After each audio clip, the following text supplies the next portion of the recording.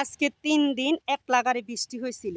তা আজকে ঘুরতে, ঘুরতে সকালবেলা আসলাম যে দেখি পানি হইছে কিনা। কারণ এখানে যখন প্রচণ্ড বৃষ্টি হয়, প্রচুর পানি হয়।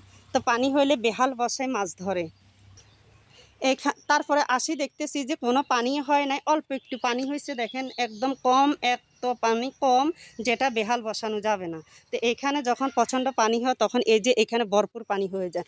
মাঝে মাঝে যখন বন্যা হয় তখন এই বাড়িটা হাঁটু সমান পানি হয়ে যায়। এই খালের অবস্থা হচ্ছে এইগুলা। তো নিচু এলাকার মধ্যে বেশিরভাগ পানি এসে যায় এবং ডুবে যায়। তাই ইনশাল্লাহ কিছুদিন আগে দেখা যাবে এখান পর্যন্ত মানে ভরপুর পানি হয়ে যাবে। তখন নানা ধরনের মানুষ আসবে আর মাছ ধরবে। তখন এখান থেকে অনেক তাজা তাজা মাছ পাওয়া যায়, আমরা কিনে নিয়ে যাই, খুব ভালো লাগে মাছগুলা। তো যাক, আমি আজকে আসলাম অনেক আশা ভরসা নিয়ে যে এখান থেকে মাছ কিনে নিবে, এখানে হয়তো পানি হয়েছে, কারণ প্রতি বছর যেহেতু কিনি সবার থেকে, সে আশা নিয়ে আসলাম।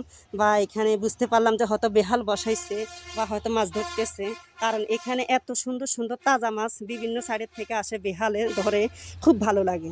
তো এই গ্রাম দেশের মাছ তো বুঝেন সব তাজাই পাওয়া যায়, সেই জন্য আজকে আমার আশা। তবে আমি আশাটা ব্যর্থ হয়েছি, মাছ পাইনি। তো ইনশাল্লাহ সবাই দোয়া করবেন, কয়েকদিন পরে হয়তো বৃষ্টি আরও বেশি হইলে পানিগুলা হবে আর বেহাল বসাবে, তখন আমি মাছগুলা কিনে নিয়ে যাব। তো এটা হয়তো বলবেন যে আমি কোন জায়গাতে আসছি। আমি কোন জায়গাতে আসছি বলতে, এটা আমার মানে বাড়ির গ্রামের পাশেই, এত দূরে না।